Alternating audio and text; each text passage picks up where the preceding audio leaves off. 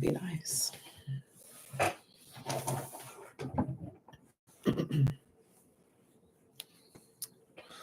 What up? What up? What up? What up? What's going on, cave dwellers? Excuse me. Howdy, howdy, howdy. Rain. What? Oh, rain. Rain.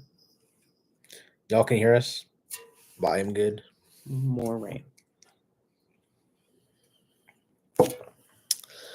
What up? G7, John, how you doing? Andrew? What's going on? No Camaros out. Still. Rain. Yeah. I did drive Tribute, though, on Monday. Yeah. That was nice. Somebody in the household had no gas. What up, Sean? How you doing? Yeah, Tonya didn't have gas in her truck. So she's been experiencing the EV the last 2 days. 100% G7. Lots of rain. It's like every other. Actually, it's like every day. Every day. Every day.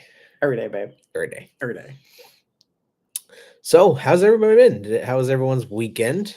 We took a little trip this past weekend. So we were out of town. We went and visited DC for Memorial Day and paid tribute to the troops. We went to Arlington, which was really nice. And we visited the White House, which was even cooler. But that's neither here nor there. Big news today. General Motors, and I'm even gonna play the video for y'all. Good weekend here. We went camping. Glad to see James and Rusty. Wow, that's exactly what we're gonna be talking about, and that's exactly what I have pulled up actually, because this is huge. And we'll just let Mornings with Maria. We got a black camera going right now. Oh, there we go. Sorry about that. I don't know why that happened.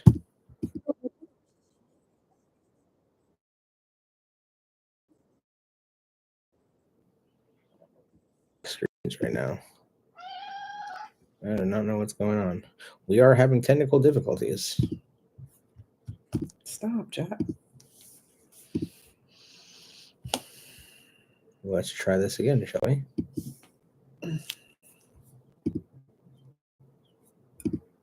Clearly gets Sure. We must be having Wi-Fi issues. Because I got nothing. Warning, your connection is unstable. Please wait. We tried reconnecting.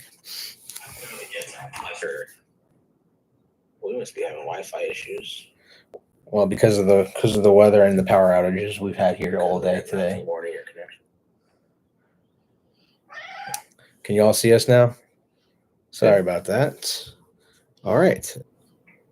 Are we here? Can you guys hear us? Looking good, you ask. It says connection's unstable.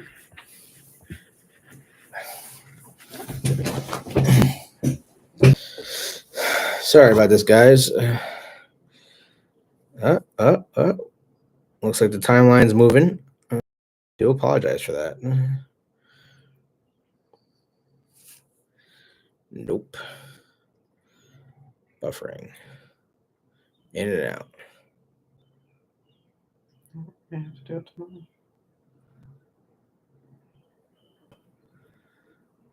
My previous comment didn't post. Not working. It's working now. In and out. Can you all hear? We're good now? It looks like the time is moving at the right pace on the video. Gotcha now. All right, let's try this again, shall we? Sorry about that, guys. Technical difficulties. So big news today. General Motors, finally, due to the current administration, is now pouring $888 million into building a new V8 engine in upstate New York. Ain't that right, Maria? Cause of a $4 to $5 billion dent in profits over tariffs. In the company's shareholders' letter, the company writes, quote, incorporating the positive impact of the administration's action this week, we are updating our full-year adjusted EBIT guidance to a range of 10 $12.5 billion, including a current tariff exposure of $4 to $5 billion. General Motors reported strong earnings earlier this week, but withdrew prior guidance and pushed the investor call back until this morning as a result of uncertainty over tariffs. We did get some clarity earlier in the week on Tuesday when President Trump signed a pair of executive actions relieving domestic car makers from paying stacked tariffs. Joining me now with more on all of this is the CEO of General Motors, Mary Barra. Mary, it's great to have you this morning. Thanks so much for spending the time. Well, it's really great to be here with you today as well, Maria. Thank you. Tell us about 2025. As we said, we've from an earnings before income, interest and taxes, EBIT, of $10 to $12.5 billion. And that does include a $4 to $5 billion tariff impact. With what we know now, we're very appreciative that the president took these actions. We've been in ongoing conversations with him, frankly, since before the inauguration. And the administration has really taken the time to understand the auto industry, understand the U.S. auto industry, and the complex supply chain, the capital intensive nature of our business. And so we're really appreciative that he is taking these steps because we're very aligned on the mission to have a strong manufacturing base, have a strong automotive industry in this country, and to make sure that we have a level playing field around the globe. So from that perspective, and we really appreciate the clarity that you had also talked about, that is going to allow us to continue invest and grow our investment in this country. Yeah, and that's really what I want to talk about because, of course, you have incredible credibility, not just on Wall Street's watch, but also from within your company. I mean, your father was a GM factory worker. You worked summers at GM factories. You've been leading this great American company for so long. Have you ever seen a period in your time here in this business and as a student of this industry as what you've seen recently in terms of how tough it's been? Well, thank you so much. I am super proud that I followed in my father's footsteps, and together the two of us have over 85 years with this company. And I did grow up in manufacturing, and so it's near and dear to my heart. I think what we're seeing, though, is a shift that is necessary because for decades we've not have had a level playing field. So with the clarity that we received on Tuesday, and that's why we waited to have this call, because we wanted to have that be official so we could update our guidance. And we're going to work because, as you well know, what the announcements made, they expire, parts of them expire over the next 2 years. But now we're really focused on what we're going to do to grow our manufacturing in this country and build on the fact that we already have more employees in this country than anyone else. We have 50 manufacturing facilities that include 19 assembly plants. And so we're going to continue to build on that and support the 1 million people in this country that depend on General Motors, our employees, our dealers, and our suppliers. But at the same time, Mary, at the end of the day, you are facing a $4 to $5 billion hit to earnings because of tariffs. You may have the clarity that you don't have stacked tariffs anymore with tariffs everywhere from the auto parts to the aluminum and steel, et cetera. But you are facing these tariffs. So something's got to give. What are you doing to offset this? Are you going to raise prices? Are you going to eat the cost? Are you going to change something? Are you going to cut into the EV production? What's the plan? Well, one of the things, and we've already started to do this, we've added the capacity at our Fort Wayne assembly plant in Indiana that builds full-size trucks that have added workforce to be able to build 50,000 more trucks in this country yet this year, and that's on an annualized basis. We're continuing. We have already built 2 battery cell plants in this country with our joint venture partner. We're in the process of building a 3rd. Already our supply chain, and this is something we started doing a few years back, is we recognized we needed to have supply chain resiliency. And over the course of the last 5 years, we've increased the number of parts going into our vehicles assembled in the U.S. by 27%. Our reliance on China for parts, in some cases, they're the only place where the parts are available. That's now down to less than 3%. So our overall USMCA compliance is already at 80%, over 80% actually, for the vehicles that we assemble in this country. We're going to continue to work with our suppliers to grow that, as well as making more announcements like we did with what we're doing in Fort Wayne to leverage the extensive footprint we already have in this country. So we have a lot of actions that we can take. From a pricing perspective, we've said, and we've included in our guidance, we think pricing is going to stay at the same level as it is.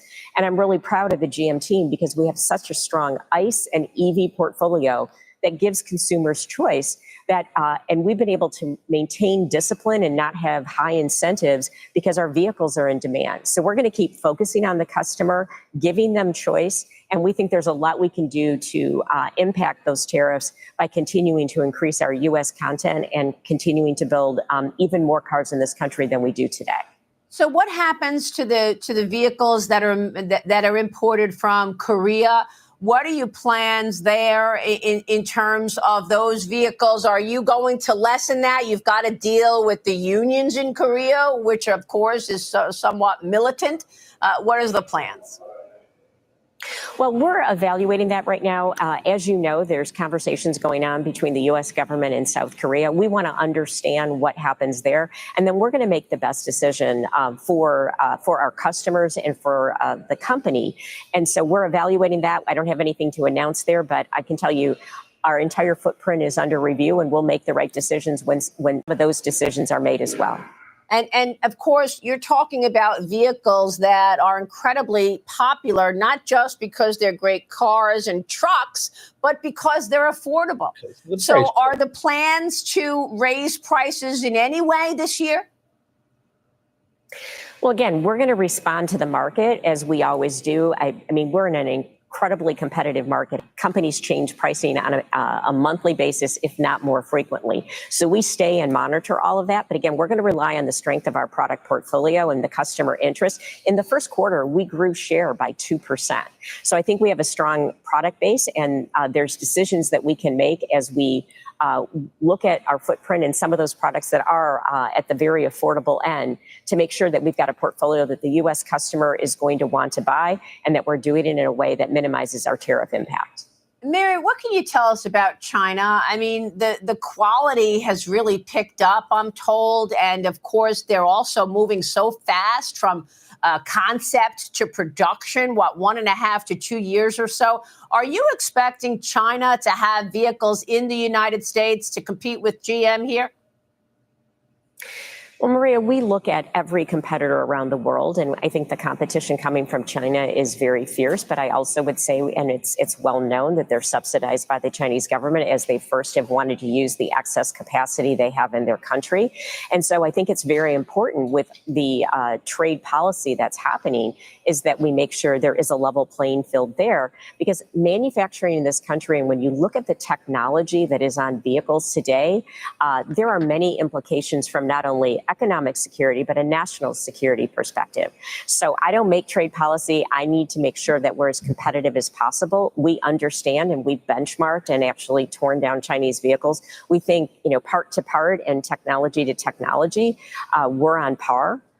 So we just have to make sure that, we look at that. And if they're allowed to bring vehicles into this country, the subsidies that are provided are understood, and also that we take into account the national security provisions. And what are your plans for GM in China? Give us a status check there. Well, from a China perspective, our business is vehicles we build in China for China, and the technologies are there as well. We've seen a shift because over the last handful of years, there's been over 100 new competitors, domestic competitors into the China market. Only about a handful of them are actually profitable, but that has made a total shift in that market. So we think there's still a place we can play because of the strong brands. That equity income that we earn from that business largely comes back to the United States and is reinvested right here. And do you want to say anything about the EV business, Mary? Because everyone's basically saying, look, something's got to give. Maybe you need to take some focus off EV, even if it's just temporary because of this moment in time. You got through the COVID period quite well, even though that was difficult. Would you compare this period to then? And what about EVs? We did, and I'm really proud of the team for how we managed through COVID and then the semiconductor shortage. I would say this situation is much different. We understood the issues in a matter of months. We've been able to have, good dialogue with the administration and the president to make the right decisions so we can continue to invest in and have a strong U.S. base. So I would say that, that is really the focus of where we've been from a U.S. perspective. As we go forward, we're going to continue to build on that. And when you say build on that, are you saying that you will keep your product investment at these levels, or are you changing that? Well, great question, Maria. What we're doing now is we have already over the last couple of years, because EV demand has not reached the levels that we thought it would. And so we've already scaled back. There was a battery plant that we were bringing online that we have actually sold back to our JV partner that they can use for other demand that they have. We are also really focused on EVs right now on improving efficiency and improving the price point, because as we know, EVs are more expensive because of the battery technology. And so we're investing in changes that we need to make to get our EVs go from variable profit positive to overall profitability. That's where our focus is on EVs, and we'll be guided by where the consumer demand is and what investment that we make from an EV perspective. And actually, I was talking about product spend overall, Mary. In terms of your product spend, you've got to keep spending on products, keep innovating. Your product spend overall in 2025 looks like what? It'll stay about the same. We've said it's between $10 and $11 billion of capital investment, and we have not changed that or our engineering and R&D budget, because you're absolutely right. We have to keep innovating and have the best products out there with safety technologies, with technologies that allow the consumer to be more connected than ever before. And we're going to continue to make those investments because that's so important for our future. Mary, real quick before you go, yesterday we had a contraction in the economy. You've got an incredible vantage seat to tell us about the consumer. Are you seeing cracks in the consumer? How would you assess the macro story, Mary? Right now, for the first quarter and actually through the month of April, we saw a very strong consumer. And, there's been some talk that some of that is pull ahead demand, but I will say in that we've been able to grow share and outperform the market with that. So currently today, we're seeing a very strong consumer. And you have expectations for the year? We're making our assumptions based on as the industry gets clarity, and we have a very strong portfolio that we think this can still be a good year. There's a lot of policy issues that are under discussion right away. Again, I'm not an economist, but with what we see right now, and I will say if demand goes up or demand goes down, we'll react to it. We've demonstrated that over the years that we can be very responsive and agile to the market. Mary, we so appreciate your time this morning. Thanks so much. Well, that was a little intro into the bigger discussion, which they really didn't talk about. But GM is pouring $888 million into a new V8 engine. I think the big recall that GM just had with their 6.2 liter engine has a lot to do with it, with them going into a new engine. So I think the 6.2 liter is going to be dead, to be honest with you. I think the 5.3 is their old reliable, and I think they're gonna start continuing with the 6.6 liter. Personally, in my opinion, so we'll see what kind of engine they come out with all that money, and they're building it right in upstate New York, in Buffalo, New York. So we shall see. But Mary's like a politician; she's skating around the answer. And she didn't want to shoot it to you straight, which, I mean, that's why she gets paid the big bucks, I guess, more than she needs to. But does that mean a Camaro is going to come back now that they're going to be investing so much money in the V8? It said trucks and SUVs. For now. But the Corvette engine became the Camaro engine, and that's the way it goes down the line. And who says the LT2 doesn't get put into the new Camaro. And then you have a naturally aspirated V8 with almost 500 horsepower right out the gate. Of course, it would have to be a little bit less because we can't outdo that, right? So 480. But we know that game. Definitely interesting. The next couple of years are going to be pretty interesting. I will tell you from the dealer standpoint, I mean, we're selling cars. GM is moving units, and they're not discounting their vehicles. So people are buying them, even though that the leases are high and EV demand is there. They're moving Equinox EVs like crazy. Yeah, and all their numbers are showing it. So we'll see what goes on with GM. But how many Camaros do we think are left? Because that is the big question. We did not check last week, and should be interesting. I also saw that the Panther trademark was renewed. Very interesting. I did not see that. But we are a year now in of that car and that trademark, so it does make sense. Electric motor technology is great, but line one up with my ride. I'll show you the results. You tell them, John. But that is true. GM is just building cars and trucks. G7. So, and also, did you guys see what we posted? GM bought back the Pontiac trademark. What does that mean? So, could there be a new exciting brand reemerging from General Motors? If they bring back Pontiac and not Camaro, I'm going to be so pissed. But GM is having an issue, right? The younger generation is not buying their product. So what brand was the younger generation? And the answer was Pontiac. GM sold so many Pontiacs to the younger generation. So maybe we'll see Pontiac again. Who knows? It's been 16 years since Pontiac. Well, no, it's been longer than that. It's been longer than that. No. No?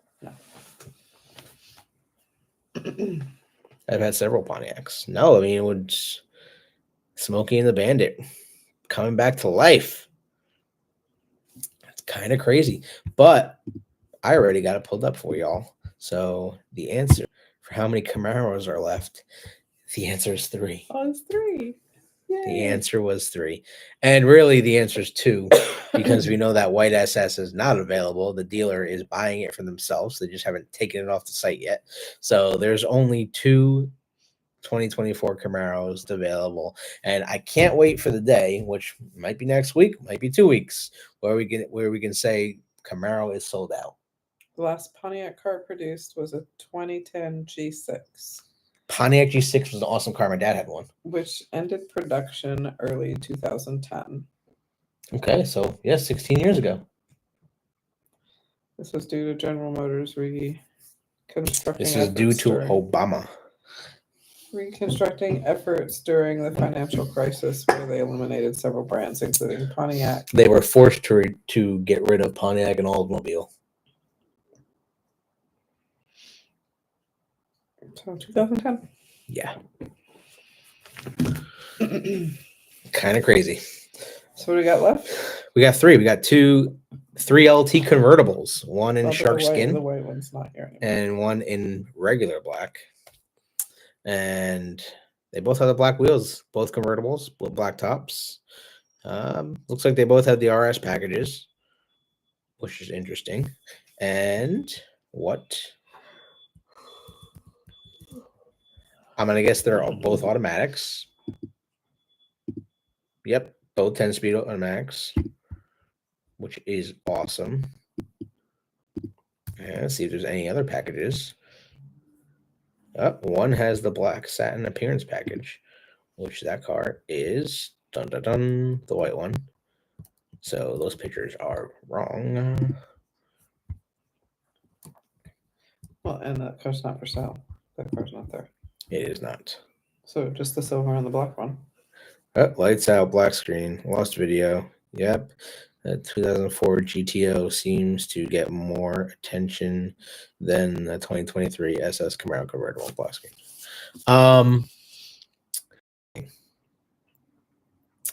Do y'all know the GTO was supposed to be the Camaro?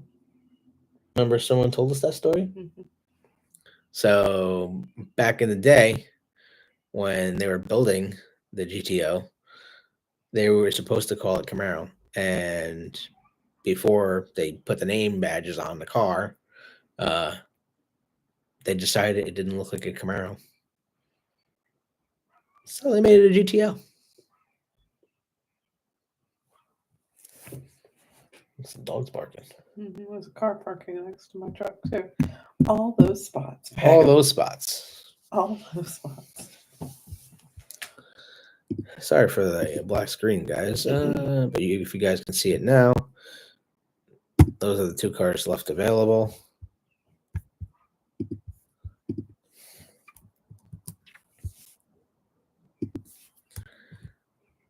And we'll check out the window sticker on this black one, which is located at Strokes Chevrolet in South Carolina. Interesting. Nope, I want to look at the window sticker. We got the RS package. We got 10-speed automatic, the black wheel locks and lug nuts, and the 5-spoke carbon flash aluminum wheels. MSRP at $48,000. $48,490. It's because it's a Thrill T. You're getting the leather interior, seats, cooling seats, 8-way power driver, dual zone climate control, heated leather wrap steering wheel, of course, rear view camera, remote access plan for 3 years, wireless charging, heads up display, Bluetooth, audio, Apple CarPlay, Android Auto, that whole nine. But that's the black one. Let's go back to the white one. Oh, sorry, the shark skin metallic one. Right, T? Yep. Yep.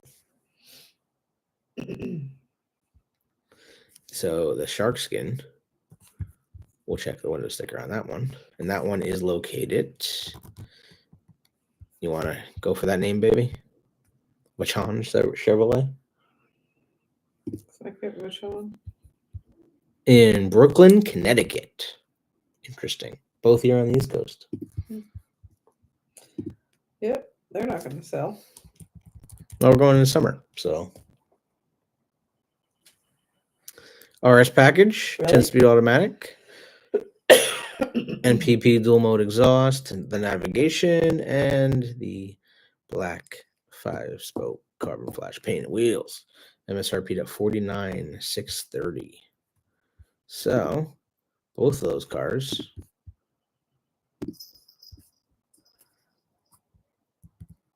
which it seems are discounted online. Looks like. Let's see if they included real photographs of these vehicles, shall we? They did. Have Vachon Chevrolet, the shark skin, convertible, 3LT. At least they took photographs of the car. With the leather interior. I mean, it's actually a really nice car. And yes, it does have the V6. 335 horsepower. Yeah. So how was it? Did anyone do any car shows this past weekend? Anybody at all? What do we got coming up, Tonya? We got nothing. Well, we know that's not true. What do we got coming up? We got nothing. We got rain. We do not have We rain. have rain. We have a pissed off, super wound up, tight Tonya because she hasn't taken her car out of the garage yet. That's what we got. That's what we got. What do you got over there, Annie? I'm waiting for you to answer the question. That's what I got. Is that what you got? That's what I got. Well, we got nothing next weekend. We got sticky note over June. There's actually a big show coming up, which if anyone is in the Ohio area, I'm actually going to pull up because there's a big show coming June 1st, Sunday, June 1st. If anyone's in the Ohio area. The Cleveland Chocolate Factory. Are we going to that? This is the Camaro. So Right. we need Team Camaro to show out Are we going? and beat these Corvettes. Maybe getting a chocolate. It's at a chocolate factory I know. in Cleveland, Ohio.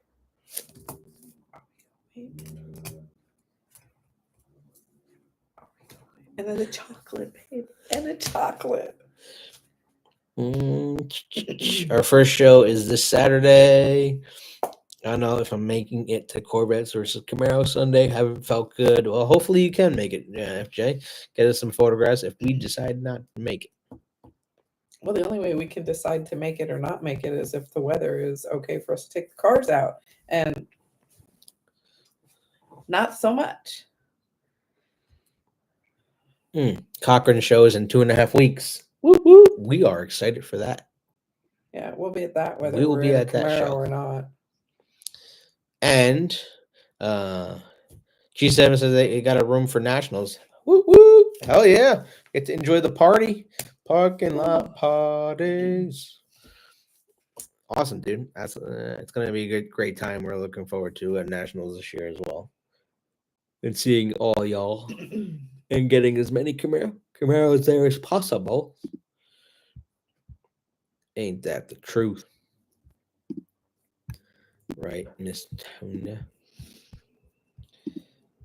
Yep, that's it for June. We got the Chocolate Factory the first week.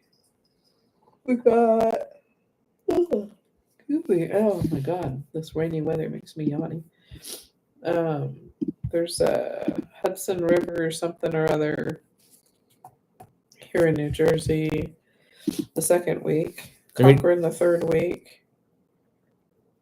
Let me just say how beautiful that car is. The Hot Wheels edition. The 50th Hot Wheels edition. There's we have the week of Sturgis since we're not leaving. We have some family wine day thing. And then we don't And- have anything And this Saturday we have a graduation party. yeah, but car wise. I know everything's coming to fruition. I hope everyone had a safe and happy Memorial Day as well. July's a hot car mess. Yeah, and you remember what that weekend was for. Boom. Remember our fallen. On fire. Oh, good.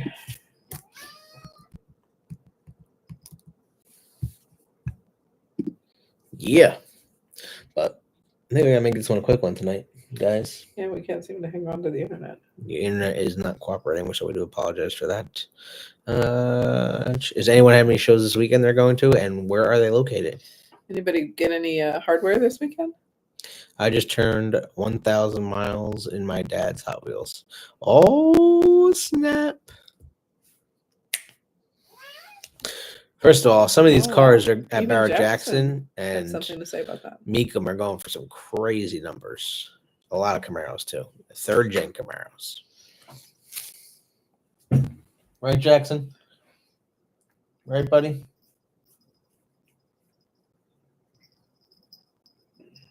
It's like, yeah. That's a big cat. What else we got in the comment section?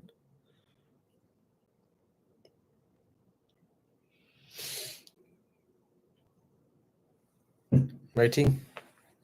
So no car shows for Memorial Day weekend. Nobody did any car shows Memorial Day weekend. I can't read the comments from up here, but There hasn't been any new ones yet. New ones. Well, if no one else has anything, we'll make this probably one of our quickest episodes. And sorry about the connection, guys. We will be back, obviously, every Wednesday night at 8 p.m. And I know Tony needs to get back on the Girl Cave. If y'all ladies are still missing Girl Cave, let us know about it. You know what? While we're still here, we can check the Camaro Cave email and see if we received any emails from y'all, which we have. Woo-hoo.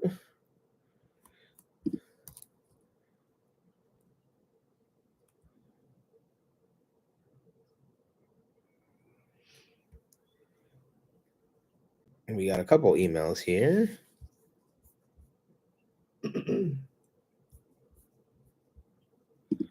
Looks like the product recall for the safety product recall for the monetary wheel lockup is finally getting a fix, and I will bring that more to you guys shortly. What do you think about this story from GM Authority? Oh, so great. GM files to trademark Panther again, hinting at Chevy Camaro comeback. again, Authority is not Related to General Motors, by the way. related to General Motors in any way, so we would have to check authenticity on that. This story came out yesterday, but they did file the Panther trademark name, which is interesting. They honestly, I just think they don't want someone else to pick it up. That's why they're doing it. A lot of brands do that, so other brands can't pick up the name and use the name. Let's just be honest. Let's be honest.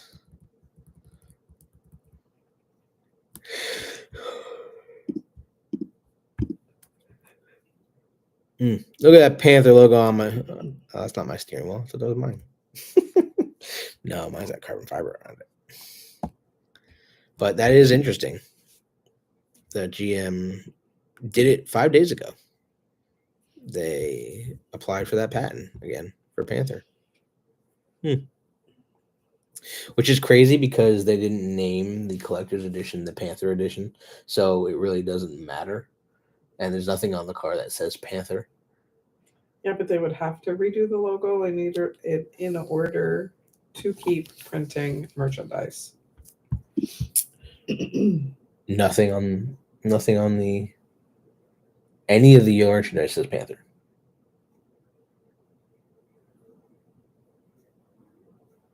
There's nothing on the collector's edition car or any of its merchandise that says Panther. Because it's not a Panther. It's the collector's edition. But the logo has the Panther in it. Okay. Well, Are they saying they They- coined the word? the word Panther. You can't coin a photograph. We'd have to Of read. an We'd have to animal. read the patent to see what they actually patent, and we haven't. So Going to we feed can't really cats speak night to it. night. We keep getting black screen. Sorry, guys.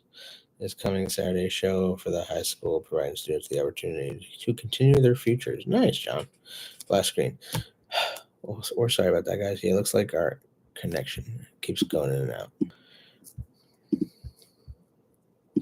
Because of this beautiful summer weather we're having, babe. Well, we're going to end on this beautiful picture of a Camaro. That they can't see. Oh, yeah. It's a small, vicious animal that eats Mustangs. That animal has a lot of teeth. Which, by the way, Pennywise is coming back. Don't go into The new another It conversation shows. right now. But All right, y'all. that's all we got, guys. Sorry about our connection this week. We'll get back to you next week. Hopefully, the weather will be back, and we'll be bringing you more Camaro news, hopefully. And we'll be talking about the recalls and what the fixes are. And maybe a fixed to one of our cars. Maybe we'll do a video. Because looks like one of our thermostats are going. So we might have to actually do a little TLC and get underneath the hood. Get our hands dirty. Yep. We'll see. Show you how to replace your thermostat. That could be a thing. All right, everybody, be safe. If you have bad weather, we feel you. If you have good weather, we don't like you. She doesn't mean that. It's a dude. Do I? Does she? Do I? Keep the faith, y'all, because Camaro's not dead. Keep the faith. Hopefully it'll be coming back. Big And, investment. Share your pictures of your Camaros out in bright, sunny skies, because ours are not. We would love to live vicariously through you. Peace. John says Beach Bash is not going to be the same this year in Myrtle Beach. Yeah, it's not. Yeah, it's not. We're actually really disappointed with it. We might not even go. So we'll bring that to you guys on the next episode. Be safe. Wear your seatbelts. Keep the faith. And we'll see you on the next one.